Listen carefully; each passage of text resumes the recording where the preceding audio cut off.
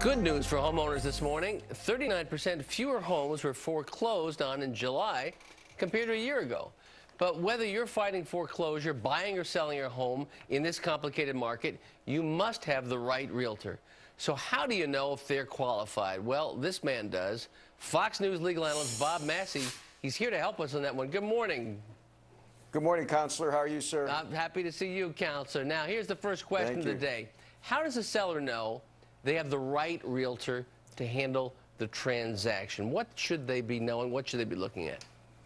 Well, you know, Peter, as you probably know, sometimes you don't know if you have the right realtor. But in this marketplace, the one thing I want our viewers to understand, that you have to get someone that has been in the business for several years, that knew when it was good and went through the hard times to understand how it got bad. So when you go get an agent, make sure that they have been in the business long enough that they understand how this whole real estate market has evolved. Because what's happened, Peter, is so many realtors in geographical parts of the country like Vegas have starved for the last 2 or 3 years.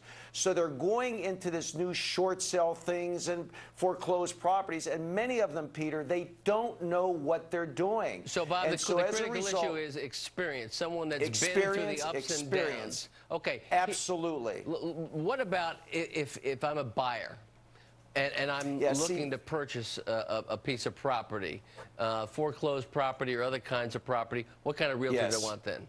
Well, here's the difference. That's what we call REO property, or real estate owned property. If you are a buyer and you want to buy a foreclosed piece of property, a home or a raw piece of property, you have to get a realtor that understands how the bank works when you buy the property. Because, Peter, if you ever saw the documents that you have to sign when you buy what's called an REO property, honestly, it's like a sequel to Beowulf. It's ridiculous. And when you buy that property, you buy it as is, Peter. A lender doesn't care if the roof is caving in. So you have to have a realtor that understands that gets a contractor to go in and inspect the property. So make sure that realtor has experience in dealing with real estate foreclosed property. Again, experience and being in the business. Well, let's talk about pieces of paper and documents and contracts in Old English and legalese. Yes, what final steps should every buyer or seller take after actually receiving the contract agreement? This is so important. What should they be doing? Well, you know what, Peter? I grew up in Pennsylvania, and in Pennsylvania, they still have lawyers that do closings. But many times on the West Coast, we have escrow companies.